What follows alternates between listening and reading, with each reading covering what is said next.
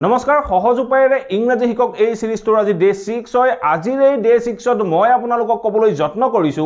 আমি কেনেদৰে যিকোনো এটা বাক্যৰ টেন্স ৰিকগনাইজ কৰিব পাৰো আমি আমাৰ ডে টু ডে লাইফত এনে ধৰণৰ বিভিন্ন বাক্য কৈ থাকিব লগা হয় কেতিয়াবা আমি পাষ্টত ক'ব লগা হয় কেতিয়াবা আমি পাষ্ট পাৰফেক্টত ক'ব লগা হয় আৰু কেতিয়াবা যদি আমি কন্টিনিউয়াছত ক'ব লগা হয় অন্য কেতিয়াবা আমি পাৰফেক্ট কন্টিনিউয়াছত ক'ব লগা হয় আৰু কেতিয়াবা আমি কোনো এটা বাক্য ফিউচাৰত ক'ব লগা হয় আৰু কেতিয়াবা আমি কোনো এটা বাক্য ফিউচাৰ পাৰফেক্টত ক'ব লগা হয় গতিকে আজিৰ এই ভিডিওটোত মই আপোনালোকক ক'বলৈ যত্ন কৰিছো আপোনালোকে পাষ্ট টেন্স কেতিয়া ব্যৱহাৰ কৰিব বা পাষ্ট পাৰফেক্ট টেন্স কেতিয়া ব্যৱহাৰ কৰিব বা কোনবোৰ বাক্যত পাষ্ট পাৰফেক্ট টেন্স ব্যৱহাৰ কৰিব কোনবোৰ বাক্যত পাষ্ট ইনডিফিনিট ব্যৱহাৰ কৰিব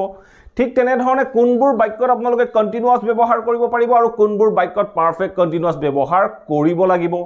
বা আমি যিবোৰ বাক্য আমি আমাৰ ডে টু ডে লাইফত ফিউচাৰ টেন্সত কৈ থাকো ভৱিষ্যতৰ কাৰণে বিভিন্ন বাক্য কৈ থাকো হে বাক্যবোৰৰ কোনটো বাক্য আমি ফিউচাৰ ইনডিফিনিটত কম বা কোনটো বাক্য ফিউচাৰ পাৰফেক্টত কম এই বাক্যবোৰৰ যেতিয়া আপুনি অসমীয়া অৰ্থৰ লগত মিলাবলৈ যায় তেনেকুৱা ক্ষেত্ৰত আমি প্ৰত্যেকটো বাক্যকে পাষ্টত কোৱা নিচিনা লাগে বা পাষ্টৰ বাক্যবোৰ আমি পাষ্টত কোৱা নিচিনা লাগে যেনে মই যদি কওঁ তাই মোক নিমন্ত্ৰণ দিছিল এই বাক্যটো আমি পাষ্ট ইনডিফিনিটতো ক'ব পাৰো বা কেতিয়াবা আমি পাষ্ট পাৰফেক্টতো ক'ব লগা হয় আমি কোনটো সিচুৱেশনত পাষ্ট ইনডিফিনিট ব্যৱহাৰ কৰিম কোনটো সিচুৱেশনত পাষ্ট পাৰফেক্ট ব্যৱহাৰ কৰিম ঠিক তেনে ধৰণে মই তোমাক খবৰ দিম বুলি কওঁতে আমি ফিউচাৰত কম আৰু সেই বাক্যটোকে যদি মই এনেকুৱা এটা সিচুৱেশনলৈ লৈ যাওঁ যিটো সিচুৱেশনত মই ফিউচাৰ পাৰফেক্ট ব্যৱহাৰ কৰিব লাগিব উইথ এক্সাম্পলৰ সৈতে প্ৰত্যেকটো বাক্যৰ বিষয় বা প্ৰত্যেকটো টেন্সৰ মাজত ডিফাৰেন্স কি তাক আপোনালোকক ক'বলৈ যত্ন কৰিছো ভিডিওটো আমাৰ ডে টু ডে লাইফৰ বাবে বা স্পোকেন ইংলিছৰ বাবে অত্যন্ত গুৰুত্বপূৰ্ণ হ'ব আপোনালোকে এক সেকেন্ডো স্কিপ নকৰাকৈ হেখলৈকে চাওক গোটেই কনসেপ্টটো বুজি পোৱাৰ পাছত আপোনালোকে এনে ধৰণে বিভিন্ন বাক্য প্ৰেক্টিস কৰিবলৈ যত্ন কৰক ডেফিনেটলি আপোনালোকেও বিভিন্ন টেন্সৰ মাজত ডিফাৰেন্সটো বুজি পাব আৰু according to the situation you can apply different sentences so এই ভিডিওটো বিভিন্ন ছাত্ৰ ছাত্ৰী বা ইংলিশ লাৰ্নাৰ সকলৰ মাজত শেয়াৰ কৰি দিয়ক যাতে প্ৰত্যেকই ঘৰতে থাকি ইংৰাজীৰ এই কনসেপ্টবোৰ শিকিব পাৰে আৰু আপোনালোকৰ মতামতৰ বিষয়ে আপোনালোকে মোক কমেন্ট বক্সত জনাবলৈ নাপাহৰিব আপোনালোকে বহুতেই ভিডিওবোৰ চাই প্লিজ লাইক কৰি যাবলৈ নাপাহৰিব আপোনালোকে ভিডিওবোৰ লাইক কৰি যাওক আপোনালোকৰ লাইকে মোক ভিডিও বনোৱাত যথেষ্ট মেটাৰ কৰে সো আহক এটা ভিডিওটো আৰম্ভ কৰো প্ৰথমে আমি জানিবলৈ যত্ন কৰো পাষ্ট ইনডিফিনিট আৰু পাষ্ট পাৰফেক্ট টেন্সৰ মাজত ডিফাৰেন্স কি আমি কেতিয়া কোনটো সিচুৱেশনত পাষ্ট ইনডিফিনিট ব্যৱহাৰ কৰিম আৰু কোনটো সিচুৱেশনত আমি পাষ্ট পাৰফেক্ট টেন্স ব্যৱহাৰ কৰিব লাগে মই যদি আপোনালোকক এটা বাক্য কওঁ যে she invited me এই বাক্যটোৰ অসমীয়া অৰ্থ হ'ব তাই মোক নিমন্ত্ৰণ দিছিল ঠিক তেনে ধৰণে মই যদি কওঁ যে she had invited me এই বাক্যটোৰ অসমীয়া অৰ্থ হ'ব তাই মোক নিমন্ত্ৰণ দিছিল দুয়োটা বাক্যৰ যদি অৰ্থ একেটাই হয় তেনেকুৱা ক্ষেত্ৰত আমি কোনটো বাক্য কোনটো সিচুৱেশনত ইউজ কৰিব লাগিব তাৰ বিষয়ে জানিব লাগিব সো প্ৰথম বাক্যটো ক'লো মই she invited me আৰু সেকেন্ড বাক্যটো ক'লো she had invited me তাই মোক দুইটা বাক্যৰ অৰ্থ হ'ল তাই মোক নিমন্ত্ৰণ দিছিল এতিয়া যদি আমি কওঁ যে তাই মোক নিমন্ত্ৰণ দিছিল এনে ধৰণে ক'বলৈ যাওঁ যদি আমি বাক্যটো পাষ্টত ক'বলৈ যাওঁ তেনেকুৱা ক্ষেত্ৰত আমি বাক্যটো ক'ব পাৰো she invited me তাই মোক নিমন্ত্ৰণ দিছিল এনে ধৰণে আমি পাষ্ট ইনডিফিনিট টেন্স ব্যৱহাৰ কৰিব পাৰো যদি মই এটা সিচুৱেশন দি দিও যে তুমি ফোন কৰাৰ আগতেই বা তুমি কল কৰাৰ আগতেই তাই মোক নিমন্ত্ৰণ দিছিল তুমি কল কৰাৰ আগতেই বা তুমি মতাৰ আগতেই তাই মোক নিমন্ত্ৰণ দিছিল এনে ধৰণে যদি ক'ব লগা হয় মই আপোনালোকক এটা সিচুৱেশন দি দিলো সিচুৱেশনটো কি আপুনি মোক ফোন কৰাৰ আগতে আপুনি মোক কল কৰাৰ আগতে তাই মোক নিমন্ত্ৰণ দিছিল এনে ধৰণে যদি আমি এটা সিচুৱেশনৰ মাজত বাক্যটো পাষ্টত ক'ব লগা হয় তেনেকুৱা ক্ষেত্ৰত আমি পাষ্ট পাৰফেক্ট টেন্সত বাক্যটো ক'ব লাগে এইখিনিত এটা কনসেপ্ট মনত ৰাখিব পাষ্ট পাৰফেক্ট টেন্স কেতিয়াও অকলে ব্যৱহাৰ হ'ব নোৱাৰে পাষ্ট পাৰফেক্ট টেন্সত সদায় দুটা একচন থাকিব যিটো একচন আগতীয়াকে হ'ব সেই একচনটো আমি পাষ্ট পাৰফেক্টত কম আৰু যিটো একচন পাছত হ'ব হে একচনটো আমি পাষ্ট ইনডিফিনিটত কম এতিয়া প্ৰথম বাক্যটো চাওক she invited এই বাক্যটোত কোনো সিচুৱেশন নাই কোনো কন্ডিশনৰ বিষয়ে কোৱা নাই তাই মোক নিমন্ত্ৰণ দিছিল বুলি কৈছো তুমি ফোন কৰাৰ আগত তুমি অহাৰ আগত তাৰ বিষয়ে আমি একো মেনশন কৰা নাই সেকেন্ড বাক্যটো চাওক কি কৈছে তুমি কল কৰাৰ আগত তাই মোক নিমন্ত্ৰণ দিছিল তুমি কল কৰাৰ আগত তাই মোক নিমন্ত্ৰণ দিছিল কোনটো কাম আগত হ'ল তাই মোক নিমন্ত্ৰণ দিয়া কামটো আগত হ'ল কোনটো কাম আগত হ'ল তুমি কল কৰাৰ আগত তাই মোক নিমন্ত্ৰণ দিছিল তাই মোক আগতীয়াকৈ নিমন্ত্ৰণ দিছিল তেতিয়া যেটো কাম আগত হ'ল সেই কামটো আমি প্ৰথমতে past perfectত ক'ব লাগে সো আমি কম she had invited me she had invited me তাই মোক নিমন্ত্ৰণ দিছিল কেতিয়া নিমন্ত্ৰণ দিছিল তুমি ফোন কৰাৰ আগত বুলি কওঁতে আমি ক'ব পাৰো before you called she had invited me before you called তুমি ফোন কৰাৰ আগত তাই মোক নিমন্ত্ৰণ দিছিল এনে ধৰণে আমি বাক্যটো ক'ব লাগে এনেকুৱা সিচুৱেচনত আমি past perfect tense ব্যৱহাৰ কৰিব লাগে ঠিক তেনে ধৰণে নেক্সট এটা বাক্য আমি চাবলৈ যত্ন কৰো মই যদি এটা বাক্য কওঁ যে মই হুমাই আহিছিলো বুলি কওঁতে মই বাক্যটোত কোনো সিচুৱেচন দিয়া নাই মই কৈছো যে মই হুমাই আহিছিলো বুলি কওঁতে আপোনালোকে বাক্যটো সিম্পলি past indefinite ক'ব পাৰে আপুনি ক'ব পাৰে যে I came in মই হুমাই আহিছিলো মই যদি এটা এই বাক্যটোত এটা সিচুৱেচন দি দিও মই যদি কওঁ যে মই হুমাই অহাৰ পাছত তাই দৰজাখন বন্ধ কৰিছিল মই হুমাই অহাৰ পাছত তাই দৰজাখন বন্ধ কৰিছিল সিচুৱেচনটো সব কোনটো কাম আগত হ'ল প্ৰথমতে মই হুমাই আহিলো তাৰ পিছত তাই দৰজাখন বন্ধ কৰিছিল যিটো কাম আগত হ'ল হে আগত হোৱা কামটো আমি সদায় past perfect tenseত ক'ব লাগিব আপোনালোকে মিছ নকৰিব এই কনসেপ্টটো একদম মনত ৰাখি থব সো তেতিয়া মই কি কম she closed the door তাই দৰজাখন বন্ধ কৰিছিল কেতিয়া বন্ধ কৰিছিল মই হুমাই অহাৰ পাছত প্ৰথমতে মই হুমাই অহা কামটো হ'ল তেতিয়া মই বাক্যটো ক'ব লাগিব after I had come in মই হুমাই অহাৰ পাছত তাই দৰজাখন বন্ধ কৰিছিল আমাৰ কমপ্লিট সেন্টেন্সটো হ'ল she closed the door after I had come in মই হুমাই অহাৰ পাছত তাই দৰজাখন বন্ধ কৰিছিল I think আপোনালোকে এই এক্সাম্পল দুটাৰ পৰা নিশ্চয় বুজিব পাৰিলে past আৰু past perfect আমি কেনেকুৱা সিচুৱেচনত ব্যৱহাৰ কৰিব লাগে past perfect tense আমি অন্য বহু সিচুৱেচনত ব্যৱহাৰ কৰিব লগা আপোনালোকে চেনেলটো সাবস্ক্ৰাইব কৰি লব ইয়াৰ নেক্সট ভিডিওখিনিত মই আপোনালোকক বিভিন্ন বাক্যৰ বিষয়ে কৈ যাবলৈ যত্ন কৰিম বিভিন্ন বাক্যত আমি past perfect tense ব্যৱহাৰ কৰিবলৈ যত্ন কৰিম আমি নেৰেশনৰ বাক্যত past perfect tense ব্যৱহাৰ কৰিব লগা হয় মই যদি এটা এক্সাম্পল কওঁ যে she told me that she had seen me at market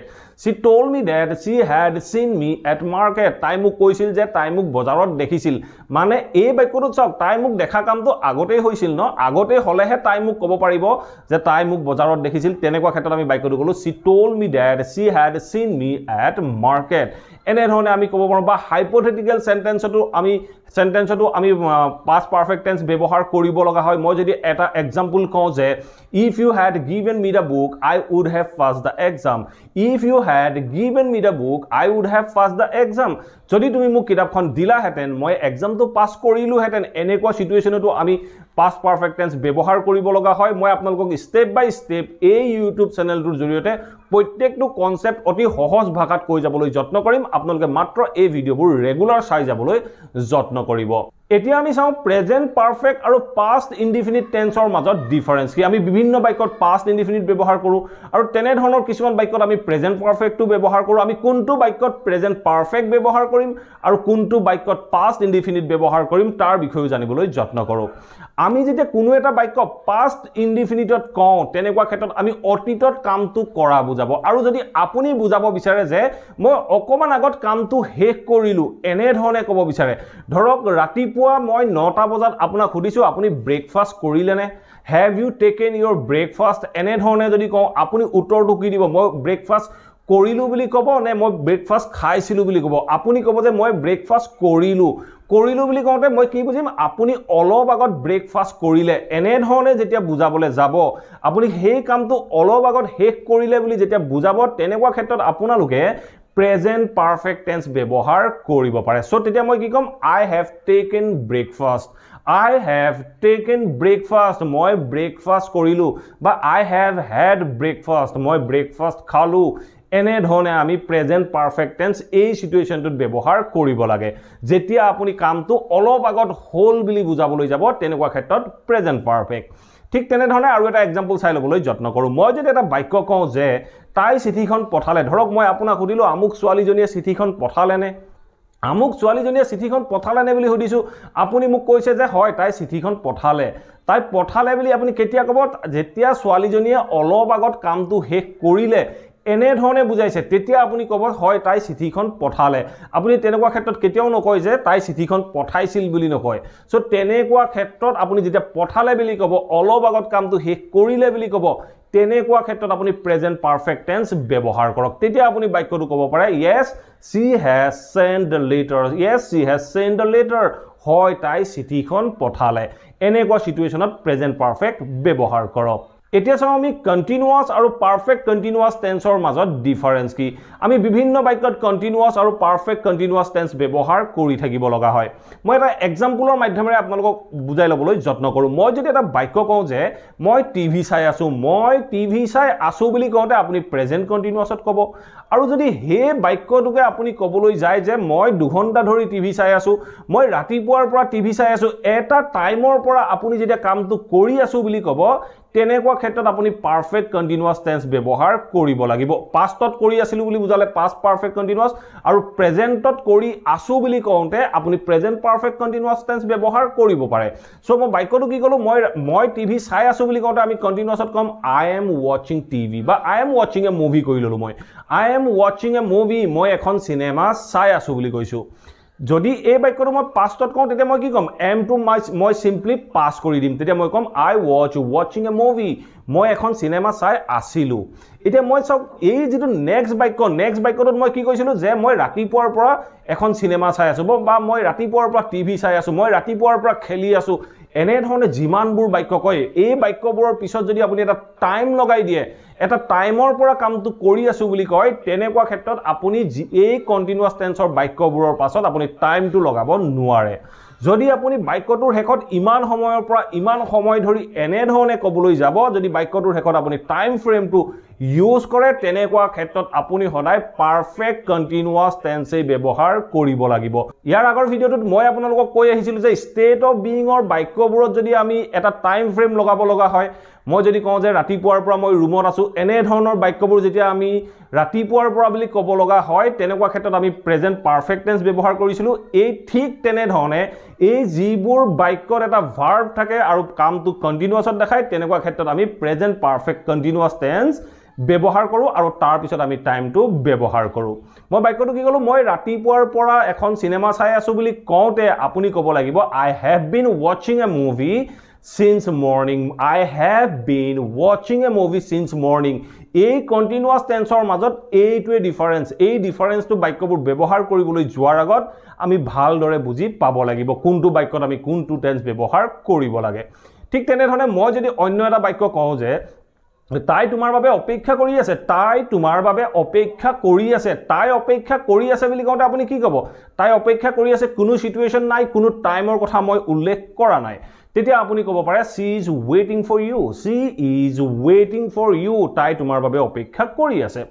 এই বাক্যটো যদি মই কওঁ যে তাই 2 ঘণ্টা ধৰি তোমাৰ বাবে অপেক্ষা কৰি আছে তাই 2 ঘণ্টা ধৰি তোমাৰ বাবে অপেক্ষা কৰি আছে মই পিছত এটা টাইমৰ কথা উল্লেখ কৰিলো 2 ঘণ্টা ধৰি তাই অপেক্ষা কৰি আছে মানে এই মুহূৰ্তটো তাই অপেক্ষা কৰি থকাটো বুজাইছো তেতিয়া আমি প্ৰেজেন্ট পারফেক্ট কন্টিনিউয়াস টেন্সত বাক্যটো ক'ব লাগিব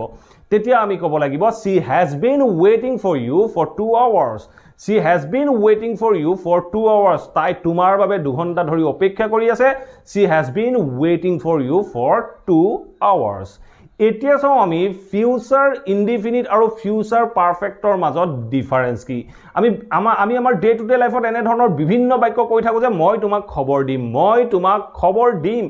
এই বাক্যটো আৰু মই যদি আপোনালোকক কওঁ যে মই আজি গধূলিলৈকে তোমাক খবৰ দিম এই দুটা বাক্যৰ মাজত এটা ডিফাৰেন্স আছে মই তোমাক খবৰ দিম বুলি কওঁতে মই কোনোবা এটা সময়ত আপোনাক খবৰ দিম আৰু মই যদি কওঁ যে মই আজি গধূলিলৈকে তোমাক খবৰ দিম মানে মই আজি গধূলিলৈকে আপোনাক খবৰ দিয়া কামটো শেষ কৰিম বুলি কৈছো এই কামটো মই এটা নিৰ্দিষ্ট টাইমলৈকে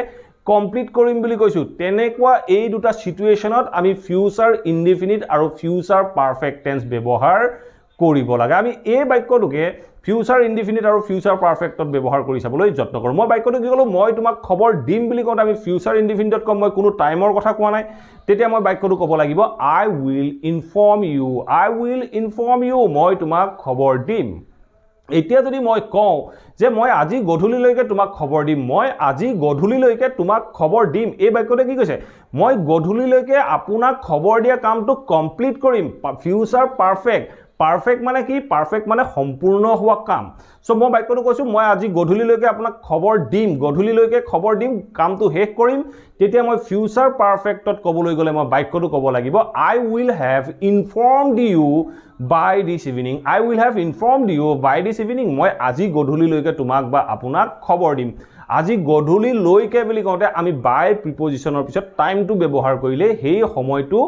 লৈকে বুজায় ঠিক আছে নেক্সট এটা एग्जांपल চাবলৈ যত্ন কৰো মই যদি এটা বাক্য কওঁ যে মই চিঠিখন পঠাম বুলি কওঁতে আমি ফিউচাৰ ইনডিফিনিটত কম মই কম যে I will send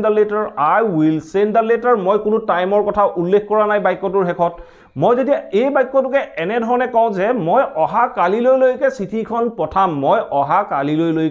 চিঠিখন পঠাম মানে মই অহা কালিলৈকে চিঠিখন পঠোৱা কামটো শেষ কৰিম মই কমপ্লিট কৰিম একচনটো চিঠিখন পঠোৱা কামটো কমপ্লিট হ'ব তেনেকুৱা ক্ষেত্ৰত মই ফিউচাৰ পাৰফেক্ট টেন্স ব্যৱহাৰ কৰিম তেতিয়া মই বাক্যটো ক'ব লাগিব I will have sent